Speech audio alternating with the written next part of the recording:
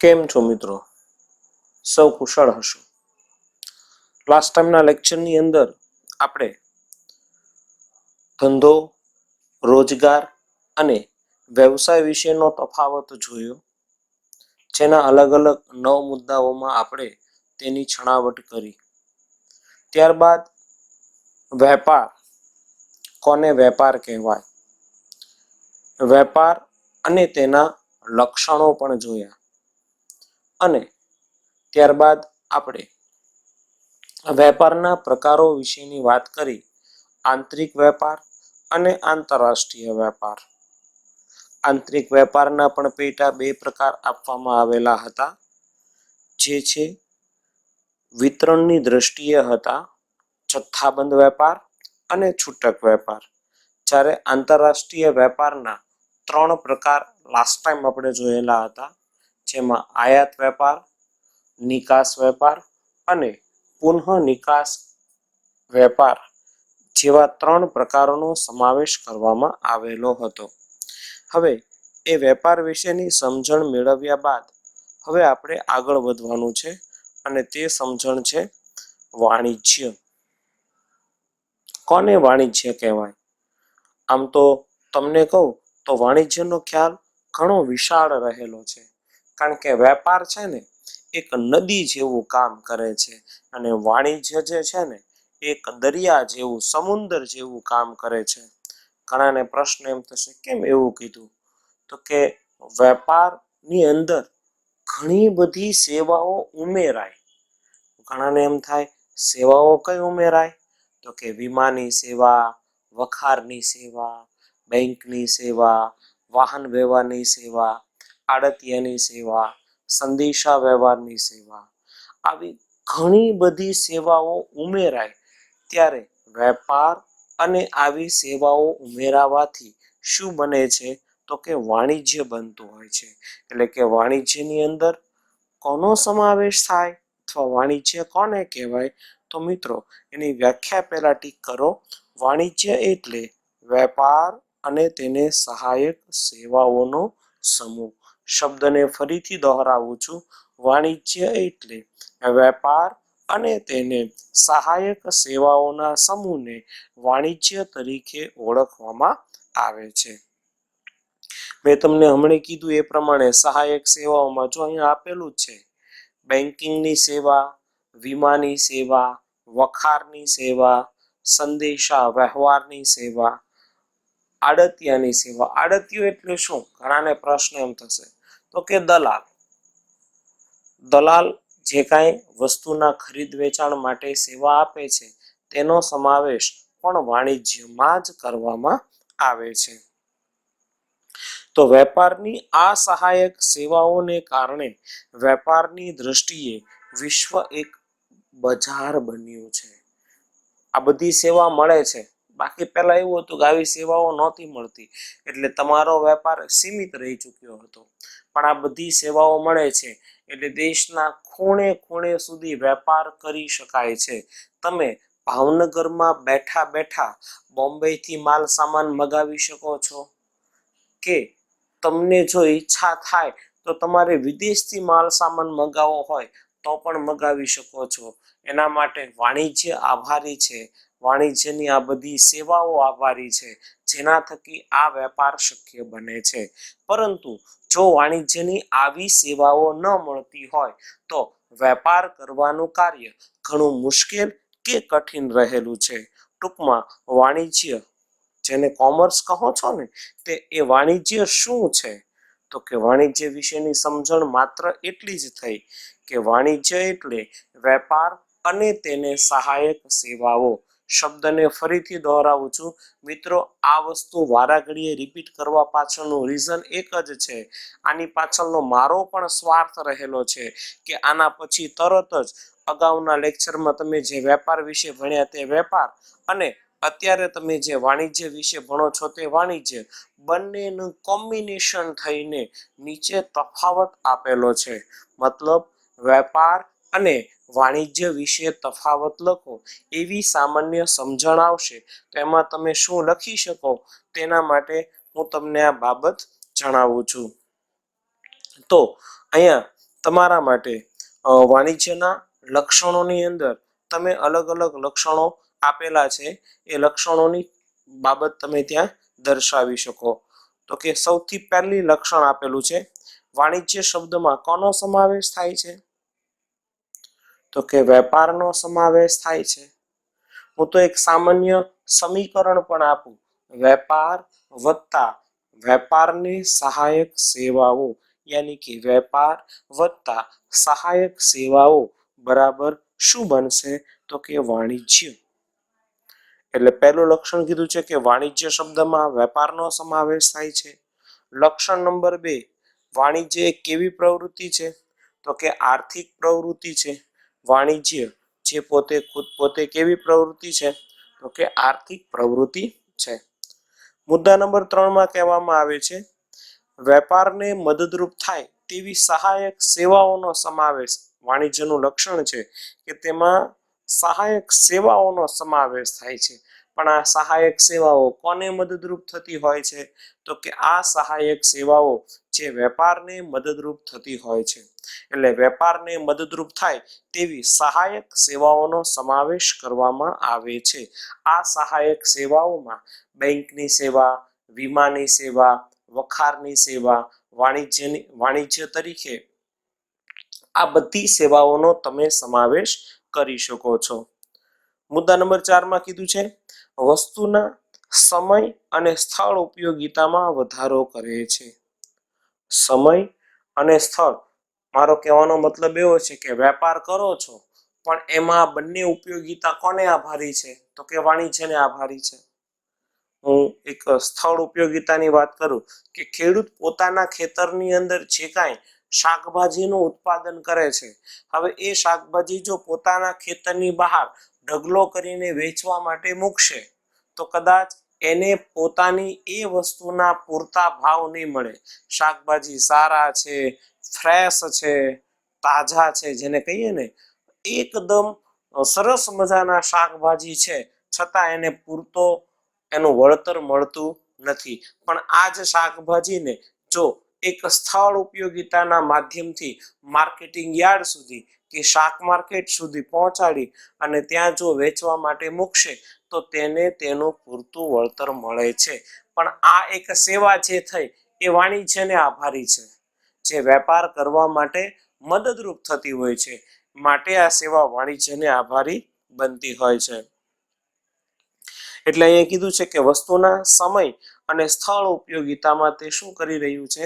તો કે વધારો કરી રહ્યું છે. કોણ વધારો કરી રહ્યું છે? વાણિજ્ય વધારો કરી રહ્યું છે. મુદ્દા નંબર 5 માં કહે છે, તેમાં સહાયક સેવાનું સાતત્ય રહેલું છે. કોનામાં સાતત્ય રહેલું છે? વાણિજ્યમાં. મિત્રો, વાણિજ્યમાં સહાયક સેવાઓનું સાતત્ય રહેલું છે તેવું આપણે કહી શકીએ. એટલે કે સહાયક સેવાઓનું સાતત્ય એવી બાબતનો તમે સમાવેશ કરી શકો છો. મુદ્દા નંબર 6, વેપારને સહાયક સેવાઓ યોગ્ય કિંમતે મળી રહે તો ગ્રાહકોને વાજબી કિંમતે વસ્તુ પૂરી પાડી શકાય છે. એટલે કે વાણિજ્ય અંતર્ગત વેપારને સહાયક સેવાઓ જો યોગ્ય કિંમતે મળી રહેશે તો ગ્રાહકને બધી જ વસ્તુઓ, ગ્રાહકને જે જરૂરી છે એ બધી વસ્તુઓ વાજબી કિંમતે પૂરી પાડી શકાતી હોય છે. તો આ રીતના વાણિજ્યના લાક્ષણિકતાની અંદર જોયું એ મુજબ વાણિજ્ય શબ્દમાં સૌથી પહેલા તો વેપારનો સમાવેશ થાય છે. વાણિજ્ય તે આર્થિક પ્રવૃત્તિ છે. વેપારને સહાયક મદદરૂપ થાય તેવી સહાયક સેવાઓનો તેમાં સમાવેશ કરવામાં આવે છે. સમય અને સ્થળ ઉપયોગિતામાં તે વધારો કરે છે. સહાયક સેવાનું ત્યાં સાતત્ય હોય છે અને ગ્રાહકોને વાજબી કિંમતે વસ્તુઓ પૂરી પાડવામાં આવે છે. તો આ રીતના વાણિજ્યની લાક્ષણિકતાઓની અંદર અલગ અલગ 6 લક્ષણોનો સમાવેશ કરવામાં આવ્યો છે, જે નીચે મુજબ તમને વર્ણવેલા છે. સ્ટાર્ટિંગમાં જે વસ્તુ આવી તે મુજબ વાણિજ્ય એટલે શું? તો કે વેપાર અને વેપારને સહાયક સેવાઓ. તો આ રીતના આપણો જે 3 માર્કનો મિત્રો પ્રશ્ન હતો, વાણિજ્યનો અર્થ આપી તેની લાક્ષણિકતાઓ જણાવો, તો તમે વાણિજ્યનો અર્થ, અને ત્યારબાદ એના જે 6 લક્ષણો આપ્યા છે તે વિશેની તમે માહિતી આપી શકો. નેક્સ્ટ, મેં પહેલા તમને કીધું એ પ્રમાણે મારો સ્વાર્થનો જે પ્રશ્ન હતો તે મેં પહેલા તમને જે પ્રમાણે કીધું કે તમને પાછળથી એક તફાવત આપેલો છે જે તમે અત્યારે ભણ્યા તે મુજબ વેપાર અને વાણિજ્ય વચ્ચેનો જે અહીંયા આપેલો છે. અહીંયા એના 3 ટોપિક આપેલા છે તફાવત માટેના. સૌથી પહેલો ટોપિક છે અર્થ. તો વેપારનો અર્થ તમને ખ્યાલ છે. આ પ્રશ્ન 2 માર્કમાં મિત્રો પૂછાઈ શકે. વેપારનો અર્થ પણ તમને ખ્યાલ છે. સૌથી પહેલા વેપારનો બહુ સહેલો સિમ્પલ અર્થ આપેલો છે. વેપાર શું છે? તો કે વેપારમાં નાણાંના બદલામાં વસ્તુ કે સેવાનો વિનિમય થાય છે. ઘણી વખત એવું પણ બને છે વસ્તુ કે સેવાના બદલામાં વસ્તુ કે સેવાનો અથવા નાણાંના બદલામાં વસ્તુ કે સેવાનો વિનિમય થાય એ પણ બને છે. શું? તો કે વેપાર જ છે. કારણ કે પહેલાના સમયમાં બદલા પ્રથા, સાટા પ્રથા, વિનિમય પ્રથા હતી કે જેમાં વસ્તુ કે સેવાના બદલામાં વસ્તુ કે સેવાનો વિનિમય કરવામાં આવતો હતો. એવા સમયે આ વસ્તુ ત્યાં દર્શાવવામાં આવેલી છે. જ્યારે વાણિજ્યની બાબતમાં કીધું છે કે વાણિજ્યમાં વેપાર ઉપરાંત વેપારને સહાયક સેવાઓનો સમાવેશ થાય છે. વાણિજ્યમાં વેપાર ઉપરાંત વેપારને સહાયક સેવાઓનો સમાવેશ કરવામાં આવે છે. મિત્રો, મુદ્દા નંબર 2 જે છે કાર્યક્ષેત્ર. તો કે કાર્યક્ષેત્ર કોનું કેવું છે? તો કાર્યક્ષેત્ર માટે વેપારની વાત કરીએ તો વેપારનું કાર્યક્ષેત્ર એકદમ સીમિત છે, મર્યાદિત છે. શું કામ? તો કે વેપાર એક નાનો ખ્યાલ છે, સીમિત ખ્યાલ છે. વાણિજ્ય એક વિશાળ ખ્યાલ છે અને આ વિશાળ ખ્યાલ મુજબ વાણિજ્યમાં વેપારનો સમાવેશ થાય છે. વેપારમાં વાણિજ્યનો સમાવેશ થતો નથી. શબ્દને ફરીથી દોહરાવું છું. વાણિજ્યમાં વેપારનો સમાવેશ થાય છે પરંતુ વેપારમાં વાણિજ્યનો સમાવેશ થઈ શકતો નથી. એટલે કાર્યક્ષેત્ર મુજબ જો વાત કરીએ તો વેપારનું કાર્યક્ષેત્ર મર્યાદિત છે જ્યારે વાણિજ્યનું કાર્યક્ષેત્ર વિશાળ છે. જેમાં દર્શાવવામાં આવ્યું છે કે વાણિજ્યમાં વેપારનો સમાવેશ થાય છે. કાર્યક્ષેત્ર મુજબ જો વાત કરીએ તો તેનું ક્ષેત્ર મર્યાદિત છે અને વાણિજ્યનું કાર્યક્ષેત્ર વિશાળ રહેલું છે. પક્ષકારોની વાત કરીએ. પક્ષકારો ક્યાં કેવા પ્રકારના હોઈ શકે? તો વેપારમાં બંને પક્ષકારો લગભગ એકબીજાથી કેવા હોય છે? પરિચિત હોય, અજાણ્યા હોતા નથી. કારણ કે આપણે પરિચિત લોકો સાથે વેપાર ધંધો કરતા હોય. આપણી આસપાસ હંમેશા વેપાર માટે જો વિચાર કરીએ તો તમે જ્યાં રહેતા હશો ને એની આસપાસથી તમે કરિયાણું ખરીદવાનું પસંદ કરશો અને જાણીતી વ્યક્તિ હશે. કારણ કે પહેલા વિશ્વાસુ વ્યક્તિ હશે એની પાસેથી વસ્તુ લેવાની આપની ઈચ્છા હોય છે. જે વ્યક્તિ વિશ્વાસુ નથી હોતા તેની પાસેથી વસ્તુ લેવાની આપની ઈચ્છા થતી નથી. તો વેપારમાં બંને પક્ષકારો લગભગ એકબીજાથી પરિચિત હોય છે. જ્યારે વાણિજ્યમાં બંને પક્ષકારો દૂરના સ્થળે એક તો હોય છે અને સાથે સાથે કેવા હોઈ શકે? અપરિચિત હોય. કારણ કે વાણિજ્ય માટે સહાયક સેવાઓનો આપણે ઉપયોગ કરીએ છીએ. તો જ્યારે સહાયક સેવાઓનો તમે ઉપયોગ કરતા હોય ત્યારે પક્ષકારો પરિચિત હોવા જરૂરી નથી. એમાં મોટા ભાગે પક્ષકારો કેવા રહેલા હોય છે? તો કે અપરિચિત રહેલા હોય છે. તો આ રીતના 3 મુદ્દા આપેલા છે. એક મુદ્દો તમારે એડ કરવો હોય તો તમે એડ કરી શકો કે વેપારમાં વાણિજ્યનો સમાવેશ થતો નથી. મુદ્દા 4 કરીને તમે આપી શકો કોનો સમાવેશ અથવા ખાલી સમાવેશ. તેમાં દર્શાવી શકો કે વેપારમાં વાણિજ્યનો સમાવેશ થતો નથી. જ્યારે સામે તમે વાણિજ્ય બાજુ લખી શકો વાણિજ્યમાં વેપારનો સમાવેશ કરવામાં આવે છે. આ રીતના 4 મુદ્દામાં તમે વેપાર અને વાણિજ્ય વિશેનો તફાવત સમજાવી શકો છો અને આવી રીતના લખી પણ શકો છો. મિત્રો, તમારે પણ આ તફાવત વ્યવસ્થિત રીતના લખવાનો છે અને ખાસ તૈયાર પણ કરવાનો છે. કારણ કે તફાવત છે, વિધાનો છે, આ બધી વસ્તુ એવી છે તમે જેટલી તૈયાર કરીને રાખશો એટલું તમને પરીક્ષામાં ઘણું બધું સરળ પડશે. આવા પ્રશ્નો ખાસ પૂછાતા હોય છે માટે. મિત્રો, આપણે જે વાત કરી હતી 3 બાબતની વાત કરી હતી, હું તમને સીધી યાદ કરાવી દઉં. એક વેપારની વાત કરી હતી, એક વાણિજ્યની ધંધાકીય પ્રવૃત્તિનું વર્ગીકરણ 3 રીતના થાય: વેપાર, વાણિજ્ય અને ઉદ્યોગ. જેમાં આપણે 2 રીત ભણી ચૂક્યા. વેપાર વિશેની બાબત ભણી ગયા, વાણિજ્ય વિશેની બાબત પણ ભણી ચૂક્યા. હવે જે ભણવાનું છે તે બાબત છે ઉદ્યોગ. ઇન્ડસ્ટ્રી શું છે એના વિશેની સમજણ મેળવવાની છે, અને બહુ સરળ સમજણ છે, કારણ કે અત્યારના સમયનો આ યુગ પણ જે રીતના ચાલી રહ્યો છે, જેમાં ઉદ્યોગોનું પ્રમાણ દિન પ્રતિદિન વધી રહ્યું છે, સરકાર પણ ઉદ્યોગોનો જેમ બને તેમ વધારે વિકાસ થાય, નાના પાયાના ઉદ્યોગો, ગૃહ ઉદ્યોગો, કુટીર ઉદ્યોગો વધુ પ્રમાણમાં વિકસે, જેના માટે સરકાર પણ લોકોને આર્થિક રીતના સહાય કરી રહી છે, મદદ કરી રહી છે, અને લોકોને એમાં બહોળા પ્રમાણમાં રોજગારી પણ આપી રહી છે. આ વસ્તુ આપણે સમજી શકીએ એવી આ બાબત છે. તો ઉદ્યોગ કોને કહેવાય? સૌથી પહેલી બાબત અહીંયા પ્રશ્ન તમને પૂછી શકે, ઉદ્યોગનો અર્થ આપી તેના લક્ષણો જણાવો. એક રીતના પ્રશ્ન એવો પણ પૂછાય, ઉદ્યોગોનું વર્ગીકરણ સ્પષ્ટ કરો. હવે જ્યારે આ વર્ગીકરણ સ્પષ્ટ કરો એવો પ્રશ્ન પૂછે કે તેના પ્રકારો કે લક્ષણો, ત્યારે એનું ઉદાહરણ આપવું ખાસ ભૂલવું નહીં. ઉદાહરણ ખાસ કરીને આપવું જ. તો સૌથી પહેલા આપણે ઉદ્યોગનો અર્થ જોઈએ મિત્રો. ઉદ્યોગનો અર્થ શું છે? આ પ્રશ્ન 3 માર્કમાં તમને પૂછાશે. ઉદ્યોગનો અર્થ આપી તેનું વર્ગીકરણ સમજાવો. 2 માર્કમાં પૂછાય તો એવું પ્રશ્ન પૂછશે, ઉદ્યોગનો અર્થ આપી તેના લક્ષણો જણાવો. તો સૌથી પહેલા ઉદ્યોગનો અર્થ શું છે તે બાબત આપણે જોઈએ. માનવ જરૂરિયાતો સંતોષવા માટે કાચા માલ ઉપર વિવિધ પ્રક્રિયાઓ દ્વારા ઉત્પાદન કરી તૃષ્ટિગુણ ઉમેરવાની પ્રક્રિયા, જેને શેના તરીકે ઓળખવામાં આવે છે? ઉદ્યોગ તરીકે. ફરીથી બોલું છું, માનવ જરૂરિયાતો સંતોષવા માટે કાચા માલ ઉપર વિવિધ પ્રક્રિયાઓ દ્વારા ઉત્પાદન કરી તૃષ્ટિગુણ ઉમેરવાની પ્રક્રિયા કે જેને ઉદ્યોગ તરીકે ઓળખવામાં આવે છે. તમારા માટેનો એક શબ્દ આમ નવીન નથી, પણ છતાં હજી હું એમ જ બોલું છું, નવીન શબ્દ તૃષ્ટિગુણ. જરૂરિયાત સંતોષવાનો ગુણ અગાઉ પણ આવ્યો હતો, ત્યારે પણ મેં આ વસ્તુ રિપીટ કરી હતી, અત્યારે પણ કહું છું. તૃષ્ટિગુણ એટલે શું? તો કે જરૂરિયાત સંતોષવાના ગુણને શેના તરીકે ઓળખવામાં આવે છે? તૃષ્ટિગુણ તરીકે ઓળખવામાં આવે છે. રિપીટ કરું છું વ્યાખ્યા. માનવ જરૂરિયાતો સંતોષવા માટે, માનવીની જરૂરિયાત સંતોષ, આજે માનવી કોઈ ચીજ વસ્તુ મળશે તો જ એની જરૂરિયાત સંતોષાતી હોય છે. ફોર એક્ઝામ્પલ તરીકે ગરમી લાગે છે તો જરૂરિયાત કઈ? તો કે પંખો.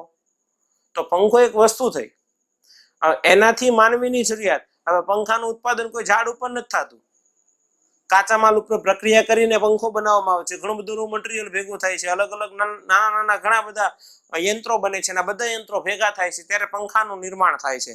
એમને પંખાનું નિર્માણ થઈ શકતું નથી.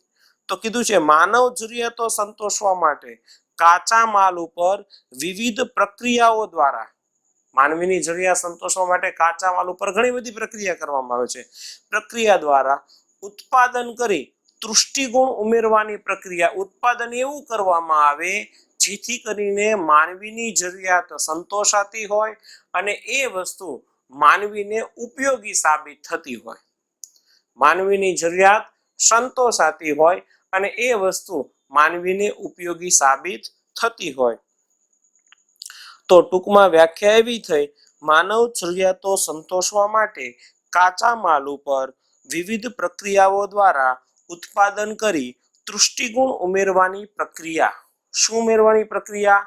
તૃષ્ટિગુણ ઉમેરવાની પ્રક્રિયા, જેને શેના તરીકે ઓળખવામાં આવે છે? તો કે જેને ઉદ્યોગ તરીકે ઓળખવામાં આવે છે. ફોર એક્ઝામ્પલ તરીકે લાકડામાંથી ફર્નિચરનું ઉત્પાદન કરવું. ખુરશી કોઈ ઝાડ ઉપર તૈયાર મળવાની છે? ના. લાકડું મળશે, લાકડામાંથી મનઘડત આકાર આપી અને ખુરશી બનાવવામાં આવે છે. કહેવાય ખુરશી, પણ તેના સ્વરૂપો ઘણા બધા અલગ અલગ હોય છે, તેના આકારો ઘણા બધા અલગ હોય છે, કામ એક હોય છે. તો લાકડામાંથી ફર્નિચરનું ઉત્પાદન કરવું, કાચા રૂમાંથી કાપડનું ઉત્પાદન કરવું, આ બધું ઉદ્યોગોને આભારી છે. ઉદ્યોગ છે તો આ બધી વસ્તુ શક્ય બને છે. હવે ઉદ્યોગોના લક્ષણો મિત્રો આપણે જોઈએ. વાક્ય સ્વરૂપે ખાલી લક્ષણોના મુદ્દા જ આપેલા છે.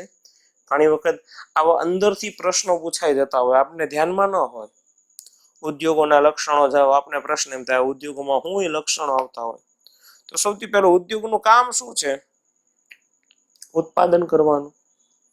અગાઉ તમે જોયું ધંધો એ આર્થિક પ્રવૃત્તિ.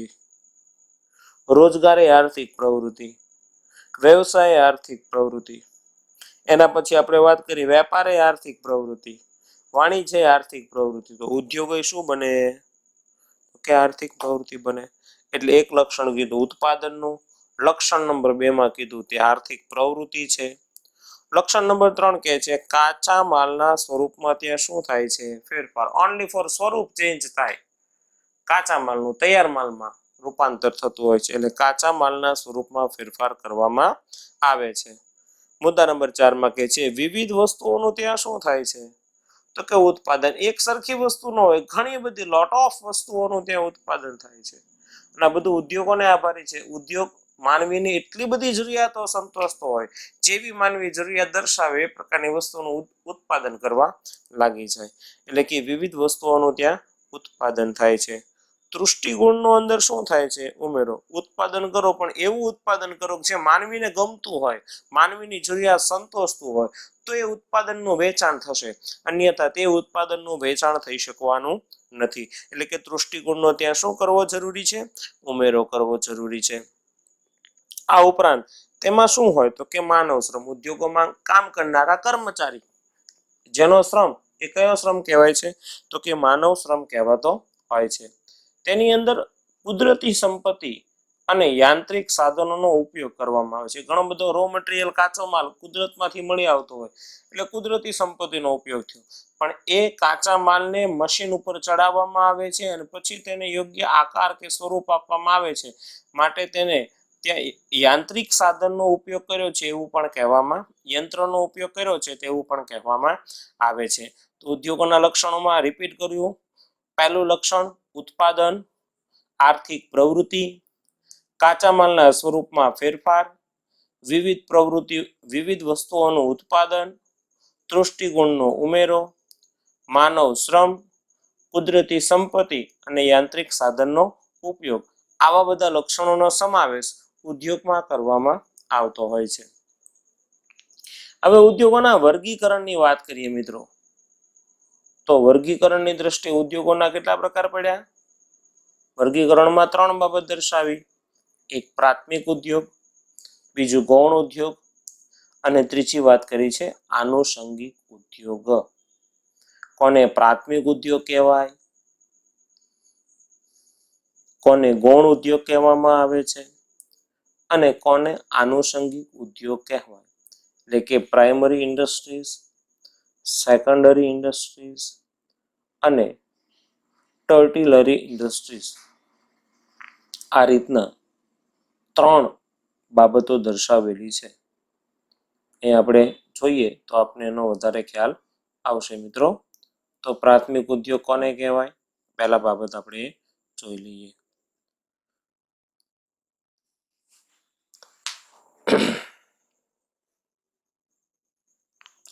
પ્રાથમિક ઉદ્યોગને મૂળભૂત ઉદ્યોગ કહેવામાં આવે છે.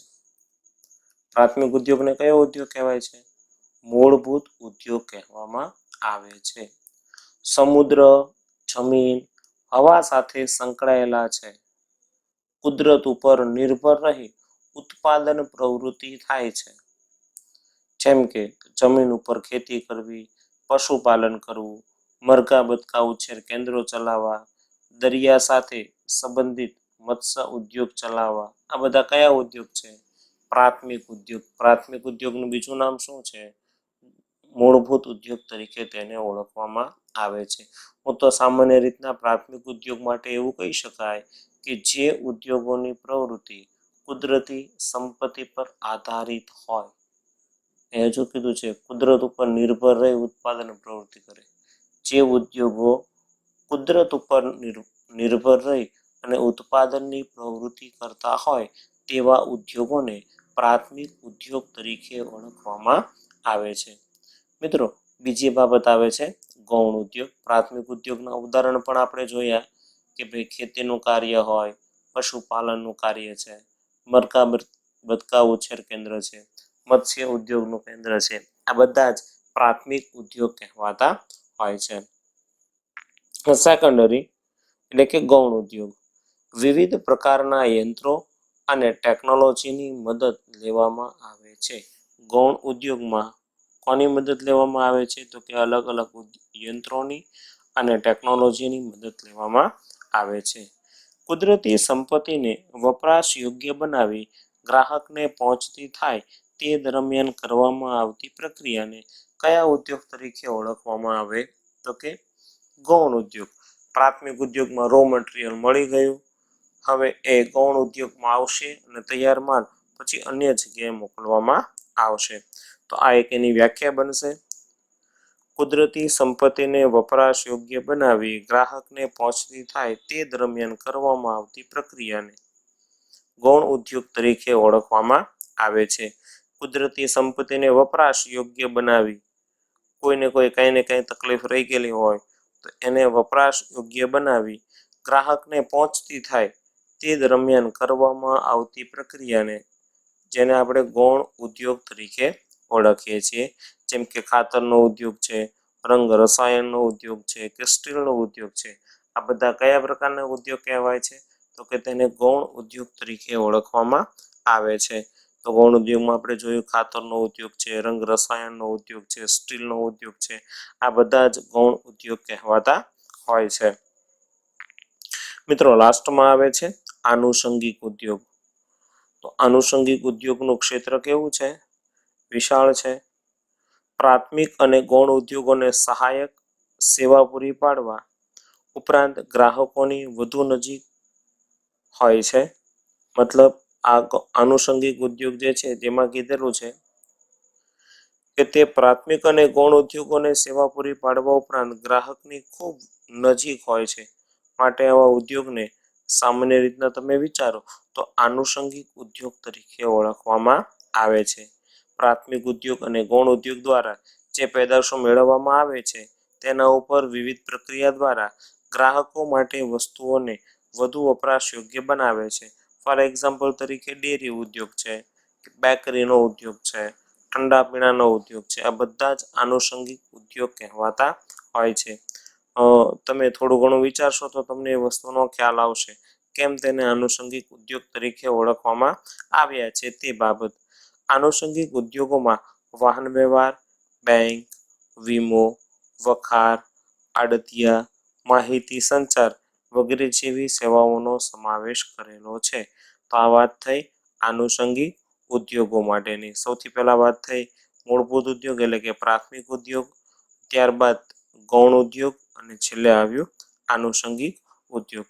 તો મિત્રો, આ રીતના તમે જોયું તે પ્રમાણે કે આપણે ઉદ્યોગોના પ્રકારો 3 જે આપ્યા હતા, પ્રાથમિક ઉદ્યોગ, ગૌણ ઉદ્યોગ અને આનુષંગિક ઉદ્યોગ, તેના વિશેની માહિતી તમે પ્રાપ્ત કરી. એક છેલ્લે બાબત આપી છે, ખેતી દ્વારા ધાન્યનું ઉત્પાદન કરો, ઘઉંનું ઉત્પાદન કરવામાં આવે તો તે એક પ્રકારનો પ્રાથમિક ઉદ્યોગ કહેવાય.